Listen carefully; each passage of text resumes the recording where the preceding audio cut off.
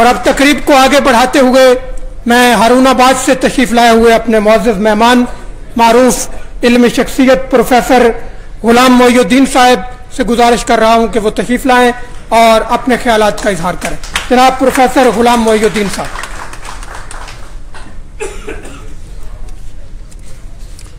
اعوذ باللہ من الشیطان الرجیم. بسم اللہ الرحمن الرحیم.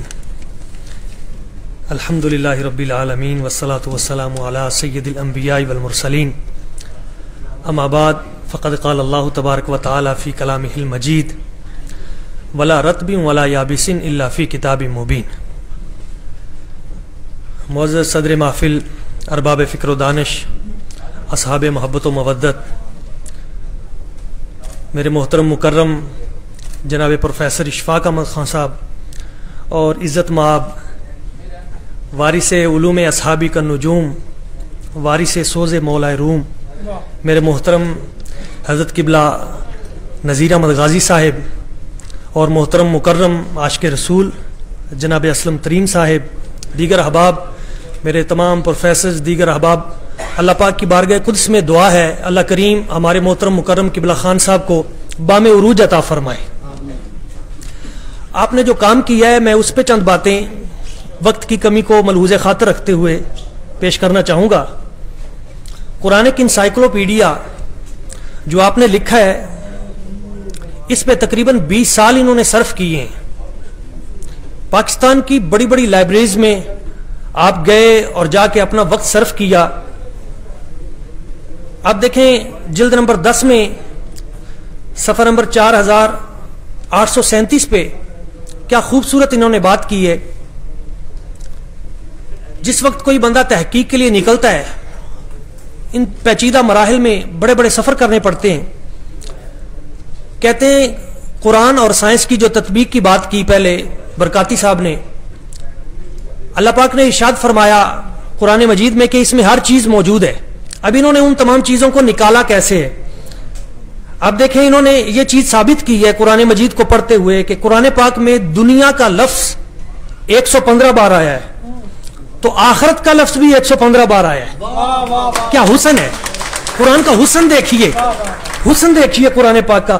ملائکہ کا جو لفظ ہے وہ 88 مرتبہ آیا ہے تو شیاطین ان کے مقابل میں وہ بھی 88 مرتبہ 88 مرتبہ. اچھا ان کی محنت دیکھیے. کہتے ہیں ملکن جو ہے یہ 13 مرتبہ آیا ہے اور 2 فرشتے ان کو ملکین وہ 2 مرتبہ اور ملائکہ 73 مرتبہ. تو ان سب کو جس وقت ہم جمع کرتے ہیں تو وہ 88 مرتبہ. اور اسی طرح شیطان 70 مرتبہ ہے، شیاطین 18 مرتبہ، ان کو جمع کریں تو 88. جی جی اب دیکھیں یہ قرآن کا حسن اور معجزہ ہے. سینکڑوں سال بعد بھی اس کی جب ہم عددی خوبی دیکھتے ہیں، نبی پاک صلی اللہ علیہ وسلم آپ کا اسم گرامی 4 مرتبہ آیا ہے تو شریعت کا لفظ بھی 4 مرتبہ آیا ہے. الناس لوگ 368 مرتبہ ہے تو الرسول بھی 368 مرتبہ ہے. الحیات کا لفظ 145 مرتبہ ہے، الحیات زندگی. تو الموت کا لفظ بھی پورے قرآن پاک میں 145 مرتبہ ہے. زمین کا لفظ قرآن پاک میں 13 مرتبہ ہے اور سمندر کا لفظ 32 مرتبہ ہے. تو جس وقت ہم اس کی پرسنٹیج نکالتے ہیں تو پوری دنیا میں جو سمندر ہے اس کا جو پانی ہے اب وہ دیکھیں وہ 71% ہے اور جو خشکی ہے زمین ہے وہ 29 ہے. تو بالکل قرآن پاک نے اتنی مرتبہ ہی ذکر کیا ہے جتنی مرتبہ ان کی حیثیت بنتی ہے. جی خاص سینکڑوں سال بعد بھی. اب پھر دیکھیں فگر کے حوالے سے سورہ یوسف کو دیکھ لیں. یہ قرآن مجید فرقان حمید کے 12ویں نمبر پہ آ رہی ہے. اس میں 12 رکوع ہیں اور 12ویں پارے میں ہے. اس میں 12 بھائیوں کا تذکرہ ہے اور حضرت جناب یوسف علیہ السلام کی عمر پاک بھی 12 سال تھی جب آپ کو کنویں میں پھینکا گیا. اور جس وقت ان کو زلیخا مصر کی وجہ سے جیل میں جانا پڑا تو وہ بھی 12 سال ہیں. جی جی اور پھر اس میں 12 نیکیوں کا تذکرہ ہے کہ یہ نیکیاں کرو تو جنت ہے اور 12 گناہوں سے بچنے کی تلقین کی گئی ہے کہ ان 12 سے بچنا ہے. اب یہ قرآن کا حسن دیکھیے آپ. یہاں پہ انہوں نے کتنے خوبصورت انداز میں نفع کا ذکر قرآن پاک میں 50 مرتبہ ہے تو فساد کا ذکر بھی 50 مرتبہ ہے. الصالحات نیکی کی باتیں 167 مرتبہ ہے تو السیئات برائی کی وہ جو لفظ ہے وہ بھی اتنی مرتبہ ہی آیا ہے. تو برابر پہ یہ چیز ہر چیز کو اس طرح کتنی محنت انہوں نے کی ہوگی. ایک ایک چیز پہ, ایک ایک لفظ پہ کتنی کتنی مرتبہ قرآن پاک کو پڑھا ہوگا. وہ دیکھیں ڈاکٹر مورس بوکائلے نے لکھی تھی قرآن اینڈ سائنس, اس پہ the most perfect man of the world.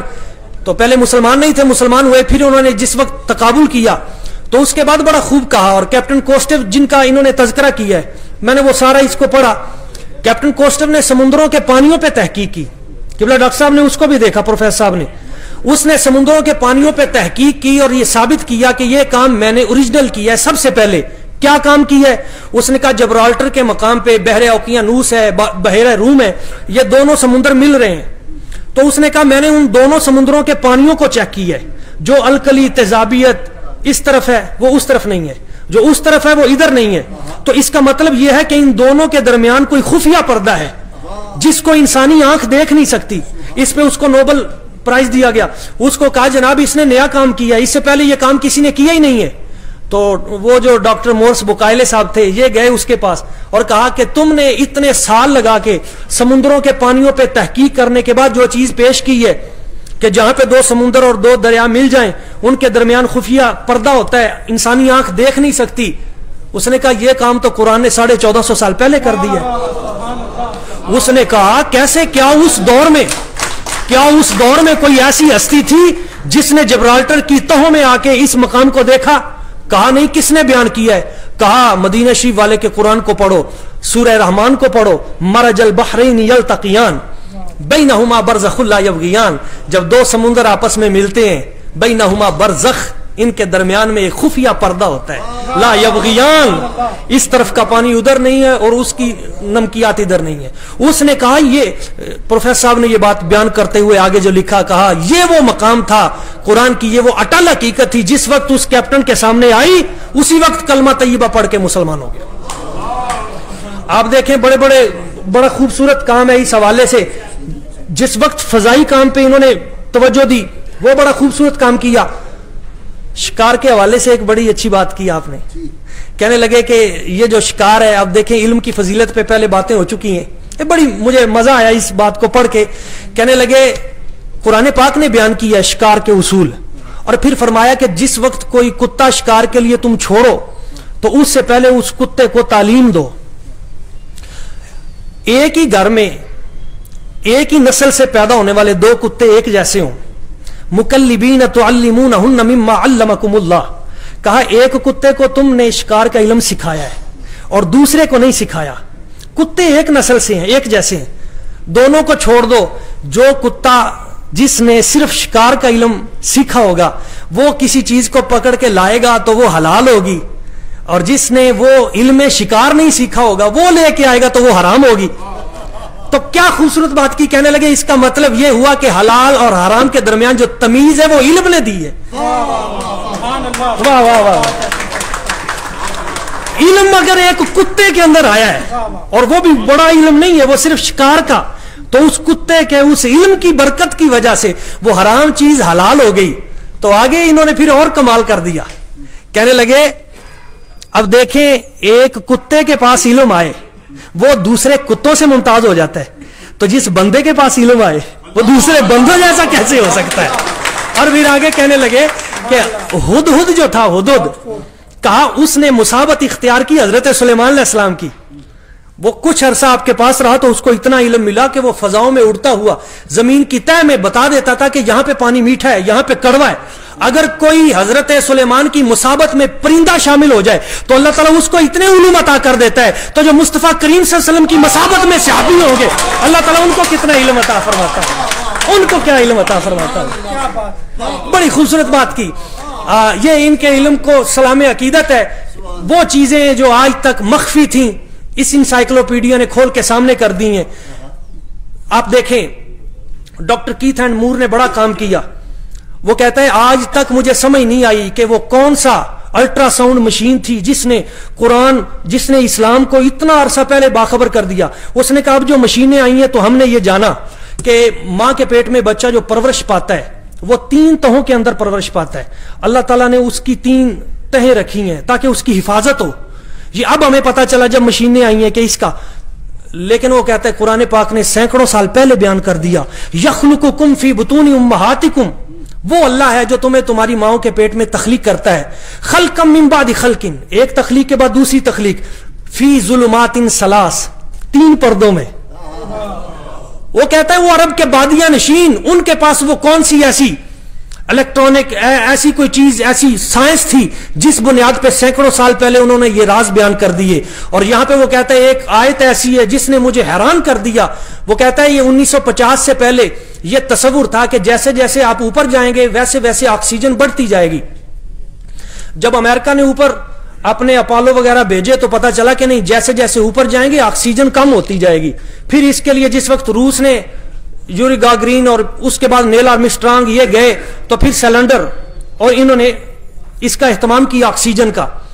وہ کہتا ہے اس وقت 1950 کے بعد جا کے ان کو پتا چلا کہ جیسے جیسے آپ اوپر جائیں گے آکسیجن کم ہوگی.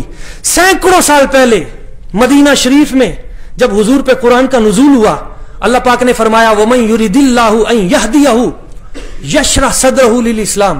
جب اللہ کسی کو ہدایت دیتا ہے تو اس کے سینے کو کھول دیتا ہے. وَمَن يُرِدْ أَن يُضِلَّهُ, اور جب اللہ کسی کو گمراہ کرتا ہے يَجْعَلْ صَدْرَهُ ضَيِّقًا, اس کے سینے کو تنگ کر دیتا ہے. كَأَنَّمَا حَرَجًا كَأَنَّمَا يَصْعَدُ فِي السَّمَاءِ, جیسے آسمان پہ چڑھتے ہوئے ایک مقام پہ سینہ تنگ ہو جاتا ہے اور آکسیجن بند ہو جاتی ہے.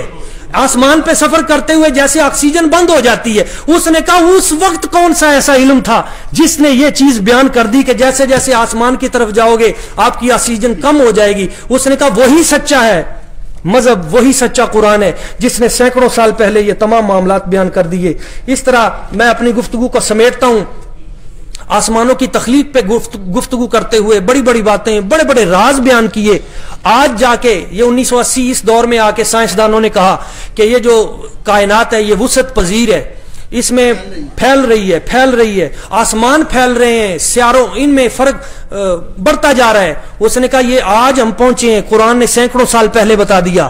وَالسَّمَاءَ أَبْنَيْنَاهَا بِأَيْدٍ وَإِنَّا لَمُوسِعُونَ.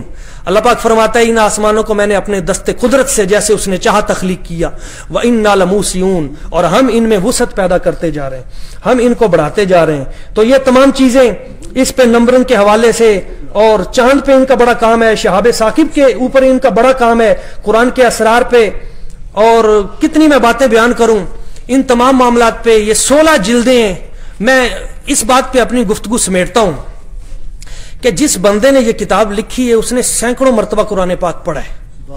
صرف قرآن پاک نہیں پڑھا, اس نے مستشرقین کو پڑھا ہے, اس نے ان کے اعتراضات, ایک ایک اعتراض, اور ختم نبوت پہ اور تحفظ ناموس رسالت پہ جو انہوں نے کام کیا اس میں کمال کر دیا.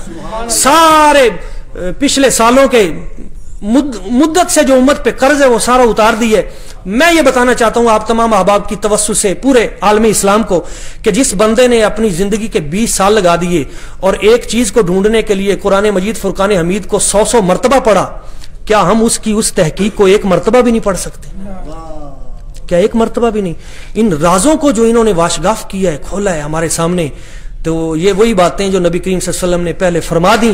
میں اس شعر پہ اپنی گفتگو ختم کرتا ہوں. تیری نظر خارزار شب میں, تیری نظر خارزار شب میں گلاب تحریر کر چکی تھی, اجاڑ نیندوں کے خواب میں انقلاب تحریر کر چکی تھی. میرے ذہن کے فلک پہ جو بھی سوال ابھرے تو میں نے دیکھا تیرے زمانے کی خاک ان کے جواب تحریر کر چکی تھی.